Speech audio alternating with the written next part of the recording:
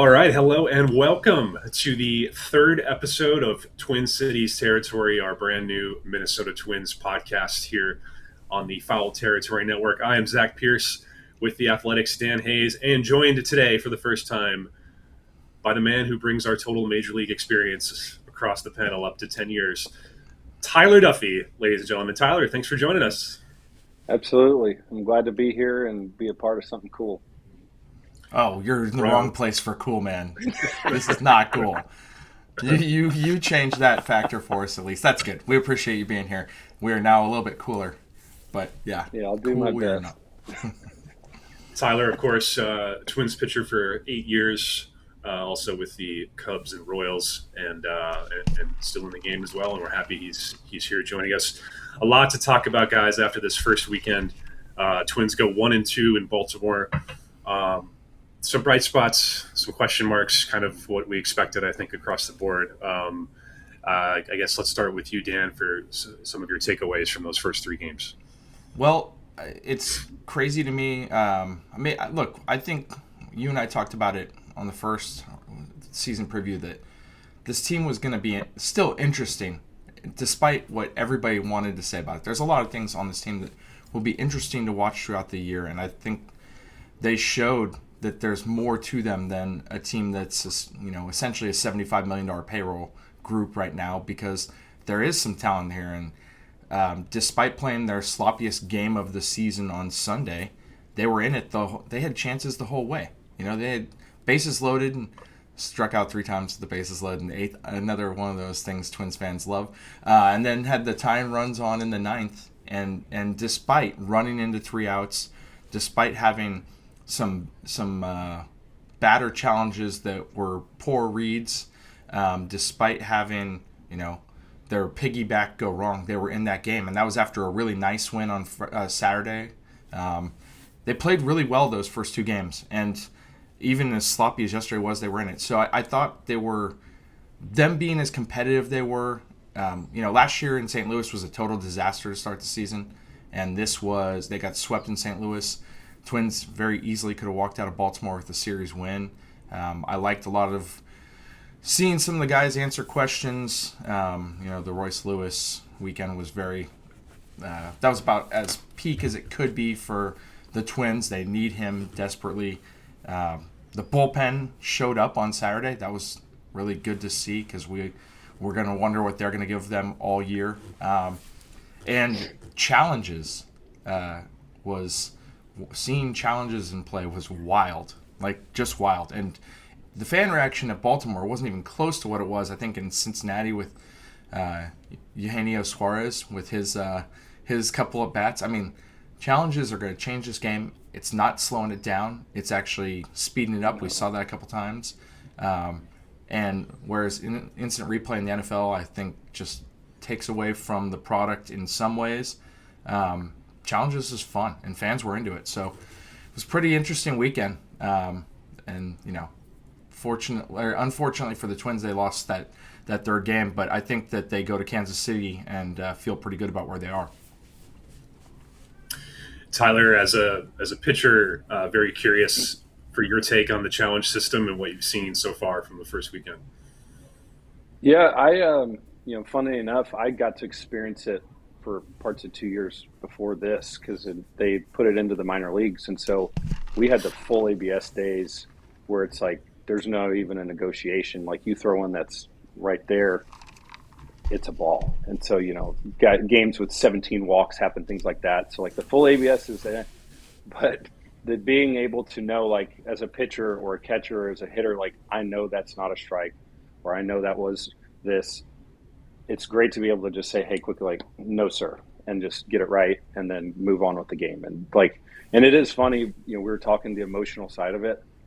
It's going to get guys all year. They're going to try to keep it from happening, but there's guys I remember vividly, I throw a great pitch, and the guy just couldn't believe it. He didn't swing, and so he challenges it, and it's middle.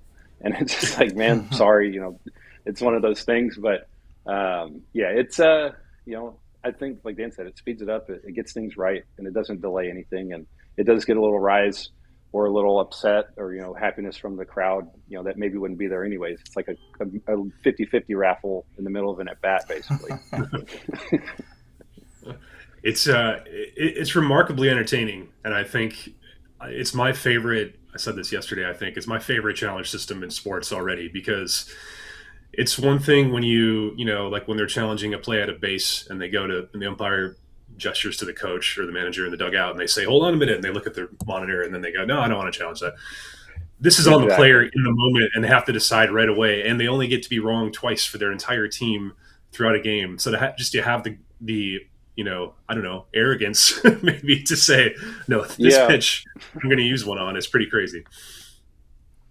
Yeah, it's definitely one, you can see a lot of things happening, but especially you get burned early and use them up, and then late in the game, like, it makes you wonder the conversations, maybe post game, maybe a guy used one in the second inning for just a no out call, and then the ninth rolls around and you didn't have one and you could have used it. Like, there's probably going to be some guys getting aired out, whether it's teammates or coaches or something. I could see down the road a story popping up somewhere. Yeah, look, there's definitely guidelines with the Twins they're trying to put in place. I think the deferral mode is, let's leave him for Jeffers and Caratini as much as possible, because and I loved what I heard from Joe Ryan in spring training about it. Joe Ryan said, when I'm pitching, and Tyler, you can probably attest this, when I'm pitching, there's so much going on, whipping around, that my head's moving, my body's moving. I should not be the one to issue that challenge, which is why the Ryan Helsley challenge in the ninth inning was kind of shocking, because the pitcher initiated it. But the catcher is the preferred method. And then the team, as far as the hitters go, they want their hitters in the right situations. And we saw it with Laz Diaz on Saturday, I think it was, where Josh Bell thought that there was a one in his first at bat, but he didn't challenge it, and asked him afterwards, and Josh Bell said he hadn't seen that pitch yet this series, and so he wasn't sure. He didn't have his internal zone on it, whether or not to challenge. But the next time up, he was very certain that Laz missed a call, and he challenged it, and he was right. Royce Lewis had one like that. Royce Lewis said he's a little timid when it comes to it, because the situation wasn't really right for him to challenge. It was 1-0 pitch. It was up and in. It was clearly a ball. And, so guys have to figure out what they want to do with it. It's funny because Matt Wallner's challenge was exactly the kind of moment you want to use it, as far as 3-2 pitch, bases loaded, could be a walk, bring in a run. Matt Wallner's read on that pitch the execution was not there. I mean, that ball was well in the zone. But I think they're trying to get guys used to and be comfortable with the idea of challenging at the right times. I'm going to always say catcher first, and then I want my guys with elite eyes. Luis Ariz, I'd let him challenge every single time he wanted to. But also, game situation, don't do it early on, like you're saying. You want to save it. We saw it come back and bite the Twins in a wild game. I mean, there were 6 catcher challenges between the two teams. You had Buxton, you had Wallner, both, and Bucks and Wallner both missed and lost their challenges, and that's why the Twins were out of them. You had the Helsley challenge. So there were 9 challenges in the game, and I counted at least 2 more that would have happened after the Wallner one, where the Twins would have challenged. And I think Mick Abel got screwed on one pitch in the very next batter after Wallner, and it was a 3-1, and it meant 2 guys were on base already. And you look at those spots, and it hurt them to be out of them, but the dynamic is fascinating. I mean, we spent all weekend talking about it. Baseball spent all weekend talking about it, it felt like. Yeah, I mean, to your point about Bucks, I remember that at bat. He challenged, didn't get it, and then the next pitch was like a ball in, and he got called a strike on it. And it's just like, in the moment, you're like, that is how quickly it can change that at bat, an inning or the whole game for that matter. It was just like one pitch he thought was borderline, wasn't, and then the next one is a ball, and he can't do anything about it. And you're just like, your hands are tied at that point. It's just it's going to be tough all year. I don't think it's ever nobody's going to be elite. Like you said, Arise, there's maybe Stephen Kwan, those types will be really good at it. But then, like, to these, like we were talking earlier, the bigger guys in the league, they have so much more zone to cover, and it's Yeah. just going to be hard for some of them to truly know that full, what is it, 70 whatever percent of your height, like unless they set up ropes during BP and just like test it. Right. No, and I mean, the umps have tough. Look at Josh Bell's zone. I mean, Josh Bell is a big Yeah. guy.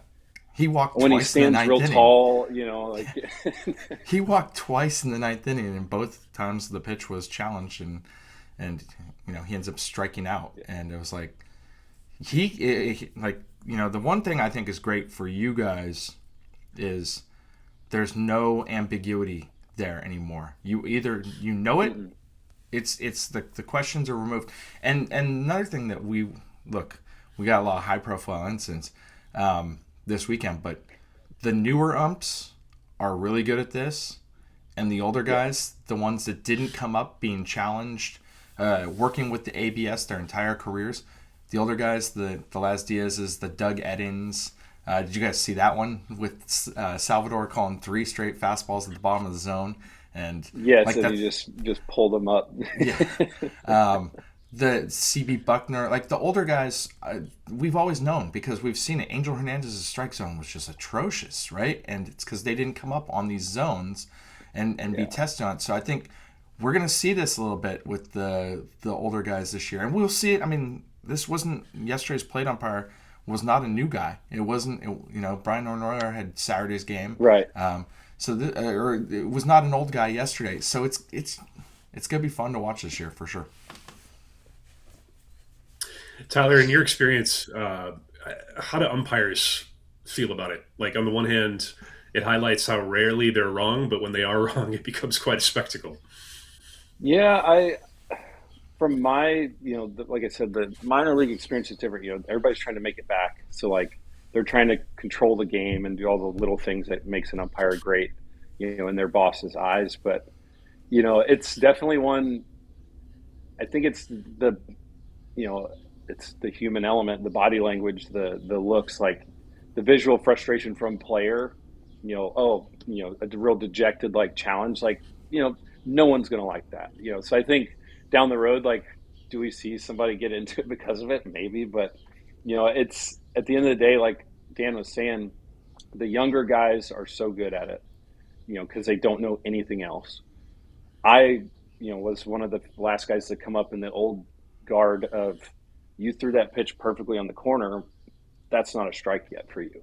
And that was okay. Wow. So, like, unfortunately, like, I remember facing the Tigers, they had, I called it murderers row at the time, but it was like Kinsler, the crew. And it was like, okay, I threw that pitch where I wanted to, now I got to do it again. And then as the game would progress, it would open up, and then you'd get a little further off the plate, and that was I think that's the give and take that it's hard to explain to, especially a newer fan to the game that's seen this already. There was an earned privilege. I think Bueller kind of talked about this at one point and kind of got a lot of grief for it, but there was a, like, hey, I'm going to hit that corner all day, whoever's back there, and I'm going to keep drilling it. And as the game went, you got a little bit more and a little bit more, but it was just, it was a known thing that was just part of it.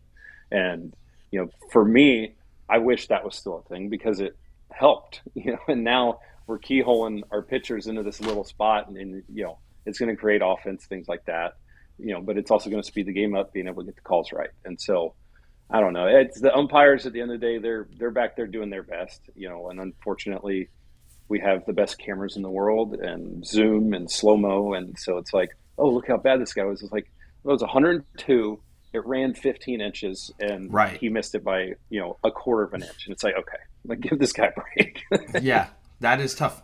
I on the pitcher side, the one thing I thought was cool was Justin Topa got that Saturday strikeout where it was a 2-2 pitch, and Jeffers called it. And Jeffers, we asked him about it yesterday, and it was a pretty funny answer. He said that was Chris Siegel, I think, was the plate that was Onora, and Onora said to him, "Hey, do you think that was a strike?" And it pops up so fast that it's on the screen. Jeffers says, "Yeah, I think it was," and he runs off the field. Yes. It caught the tiniest bit at the top of the zone, but I think guys are, especially catchers, are aware that off speed up, there's going to be that part where it doesn't, the tip of the ball comes down and just catches that zone because the ball is up, and so the ump sees it up and thinks it's up, but where it lands isn't always, clear. I think we'll see that play out a lot over the course of the year. Yeah. Yeah, and guys will get better at seeing it. It's going to be with everything. It'll be a trend, and then guys will start trying to dump it, and then they'll give up right, homers, and then hitters are going to react and whatever. start looking for it up there, and it'll just cause this whole new cycle. So, yeah. Hey, wait, Tyler, just what did you see? What did you take away from this weekend? What did you like? What you saw from the Twins? For me, the ones that stood out on the good side, especially, was like watching Byron stretch that triple to left. That's vintage Byron Buxton. He came out ready to play. Played for Team USA. I know stuff like that's weird. It's great they're playing games, but it's not spring training. Like, you're not getting, as good as you can. You're probably getting your reps in and taking BP and all that good stuff. But like, game speed is still different. And to see him go out and do his thing, that's did that. He made the play deep in the right center gap. Casually kind of catching a ball that nobody else is going to get to. So that was really good. Like you said, the bullpen showed up Saturday. They're figuring out their roles. There's, Shelty said, we don't really know XYZ yet, but that stuff always seems to pan itself out. Guys are going to be who they are. Weirdly have a lot of lefties out there, so that could create some interesting mixes for them, like whoever matches up well, all that good stuff. But yeah, all in all, you win one of your first three, that's all you can really ask for. Going out and sweeping somebody, it doesn't happen very often, but, go to a team that's probably going to be decent by the end of the year. They got some pretty good ball club over there, and, Royce had a good weekend. Guys are starting to contribute, get their feet under them, and, that's all you can ask for week one. Everybody's healthy. Yeah, I think that's a big thing. You leave a series, first series of the season, and everything's good to go. Yeah. We had go ahead, Dan. I was going to say, Buck, one thing that was cool that happened this weekend was him pumping up Royce. Buck showed some real leadership. And it's something you can tell he's kind of growing into, which was cool because Buck has always been that energy. You can attest. Buck is the guy whose energy you go off of. And when he is playing, you're like fired up. But you can tell the importance being placed on Royce Lewis because Shelton's made a point of it. Shelton went to Texas right after he got hired and went to get some food with Royce and wanted to see where he was and said that unlocking Royce is key. Well, it's clear that message has been passed to Buxton because Buxton saw Royce pop out in the first at bat of Saturday's game, and he said he could tell he got down, and he knows his teammate. And so he went over to him and he said, look, you're overthinking things. You're the best player ever. He's just totally feeding into Royce's ego. 100%. Yeah, just pump him up, man. Pump him up. Right. He's like, if you're thinking too much in this game, it's you're doing yourself a disservice. And he said, just get on top of the ball. Let's see what happens. Next time up, Royce hits the 2-run homer. And he came back over and told Buck, I know I'm the best player. And then, and it was just a cool moment. Buck said it made his day. I thought that was a really good moment for this team because, again, Royce Lewis, unlocking him is so key. This team, he will not be batting eighth all season. Like, they're batting him eighth right now to give him some, one, he's working on a new swing, and they want him to play his way into – they want him to deserve being in the fourth spot or fifth, wherever they're going to bat him. They want him to earn it, essentially. He's, we're talking a guy that from August of 2024 to the end of last season really has had it rough at the plate, has not been consistent. And so it's hey, we know you're capable of this. We want to see this, but show us this. And I think this was great for him to have 2 home runs. The game time one yesterday was huge in the moment. He did strike out twice with the bases loaded yesterday. I'm sure he didn't like that, but he's got to even out those career numbers with the bases loaded. He's got like a 1,600 OPS in his career. Like we're anticipating a grand slam every time. It's so fair. It's so fair of us to be like, you're going to hit a grand slam. Do the grand slam thing. Yeah, do the thing, please. Yeah, and like that point, he had so much he got hurt and got hurt, and it was just like he's finally like, look, you're playing third base, you're gonna play. We're not moving you to center field randomly. We're not playing left or right. Like you're playing one spot. I think that's when guys can finally like settle in. The whole team. I've said it forever, but everybody wants the super utility player, but not everyone is that. The Marwin Gonzalez comes to mind as one who did it better than most. Jose Ramirez technically was for a while. Like it's not easy to do, and so like having a guy that shows up every day knowing exactly where on the field he's going to be, like that takes those thoughts out of his head that wouldn't be there normally. And so it's like, it's he can finally settle in and like play 162. I won't say 162, but play 150 games and like just go ball out and be the guy that you were in the backyard growing up.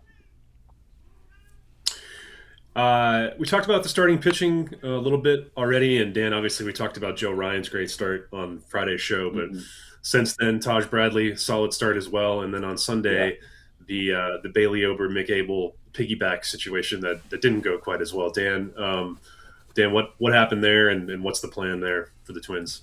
Okay, real quick, Taj Bradley, loved one thing I saw there. Taj Bradley is the guy who's always had one bad inning.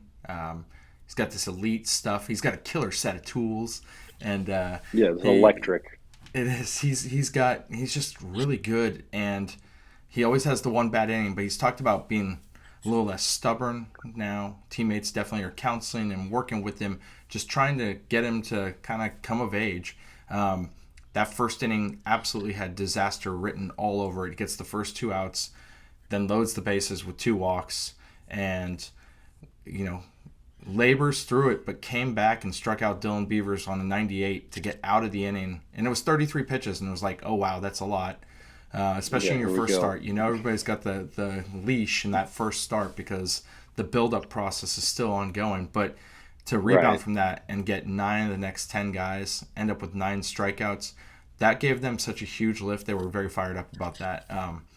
But yeah, the thing we really want to get into is yesterday, and because I know Tyler's done this before, and when he was a starter, the piggyback, and look, day off on Friday, day off on Tuesday, so the built-in weather day, the famous Midwest East Coast built-in weather day for opening day.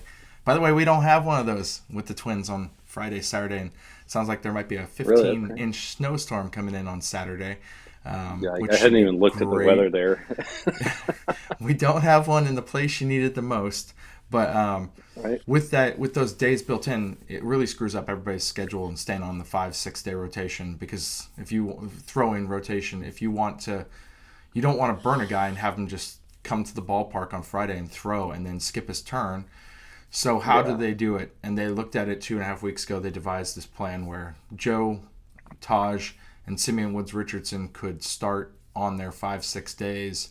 But they had to figure out a way around Mick Abel and Bailey Ober, and they opted to do the piggyback. And they had Abel come out of the bullpen last Tuesday in Fort Myers in the 5th inning.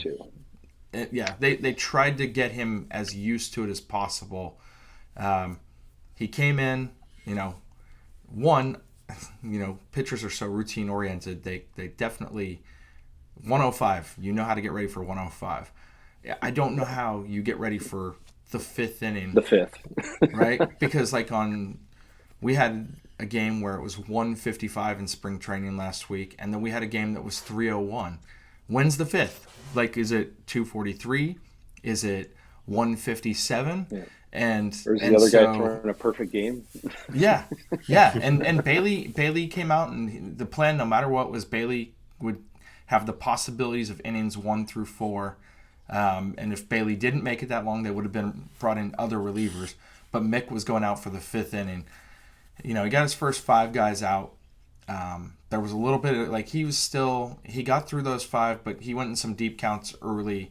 And then the deep counts started happening more frequently, and he, definitely started. He got the first 5 guys out. He got 0-2 on Tyler O'Neill, and O'Neill, I think, walked, or maybe, O'Neill walked, and then he gave up 2 straight doubles on 1-2 pitches, and the Yeah. second one was Beavers, and it gave the Orioles a 5-4 lead. He came back the next inning, 5 straight guys reached base. It definitely looked like he was a young guy in a challenging spot, because he had an electric spring training and command was not really an issue. And I just wonder, Tyler, what is that like to try and Yeah. adjust the routine? It's a, like you said, if it goes to plan, it's still not normal.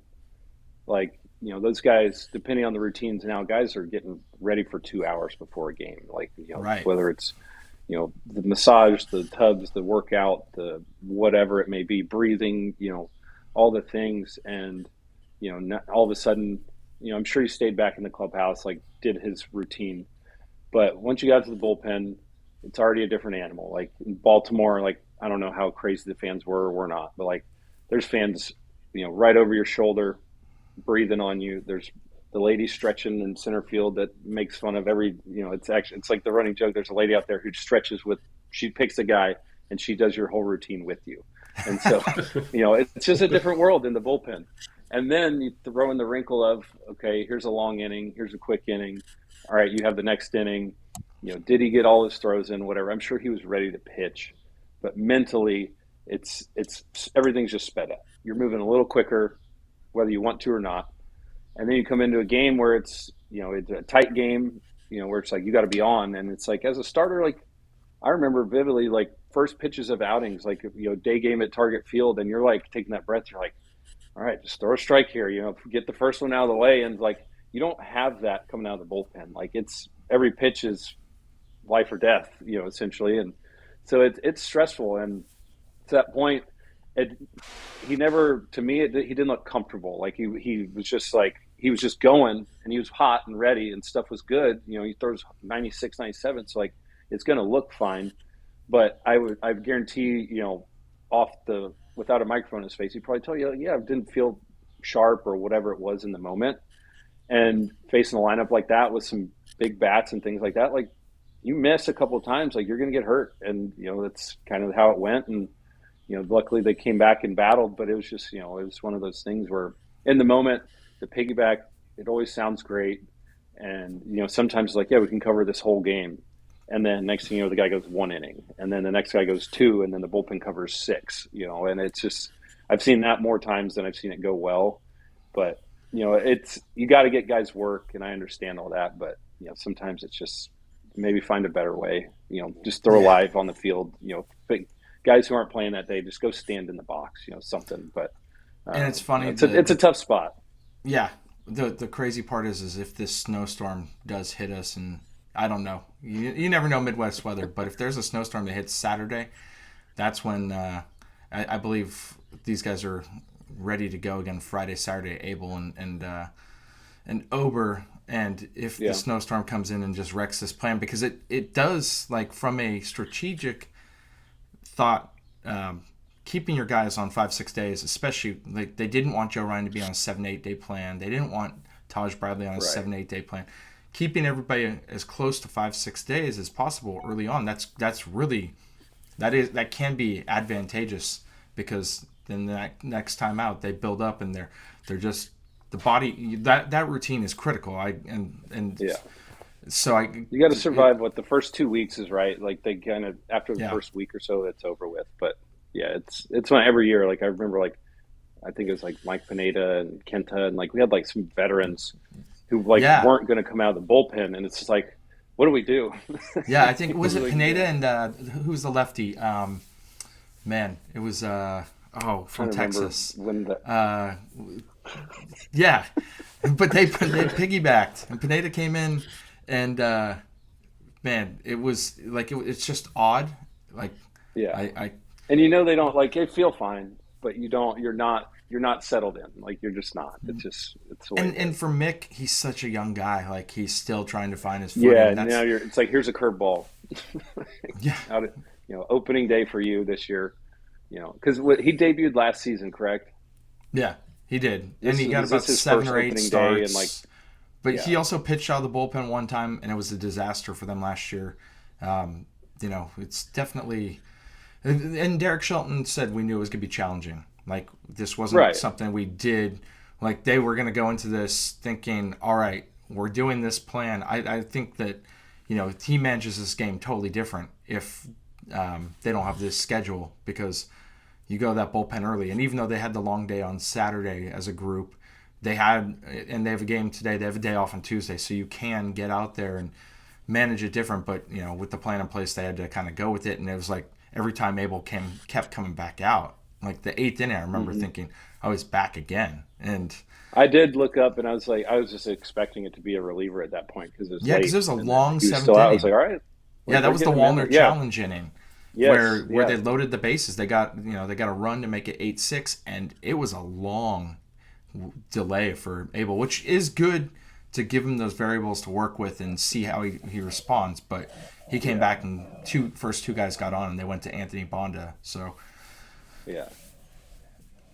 And I like it. I'm interested to see how Banda works out. He's I played with him I think two different teams, and he's got some stuff. I mean, he's electric at times. Like he was up to 97 when I was with him. It's just like all the things. So I'm like, we got, like I said, we got a bunch of arms out there with some possibilities. So you never know. We are. Where are you, Dan? Kansas City? Is that an Airbnb? no, this would be home. I'm at the home base. Oh, you're home. Nobody went to Nobody went to Kansas City. The whole beat. There's a few people. There's a few backup writers there, but there's nobody on the beat because the home opener. Plus, I'll just give my quick spiel. There's 2 days off on this road trip. I don't think using 9 hotel nights to cover 6 games is very efficient. So I skipped Kansas City because tomorrow they're off, and I really didn't want to. Like, it's the start of the year. This meant like 4 days at home before I go to Minnesota for the home road trip for me. So Right. yeah, I skipped. You'll get Well, the plenty of bosses will days in appreciate Kansas that. City. Yes. Well, the Twins are there today, Monday afternoon game, day off Tuesday, Wednesday, and Thursday finish up before that home opener, and apparently a 15-inch snowstorm. So maybe I should just stay in Palm Springs. Yes. But yes, Yeah. Where's Derek Shelton gonna be though after that ejection yesterday? Is he gonna be there today? And we should cover this real quick. The Derek Shelton ejection, the first in ABS history. We need to get pissed. him a Historic trophy or moment. something. He was pissed off the Josh Bell getting called out, running out of the baseline early on. You could tell he was pissed. Bell was diplomatic about it because he likes the umpire who made the call, he said. But Shelton didn't think that Bell moved 3 feet out of the way to run.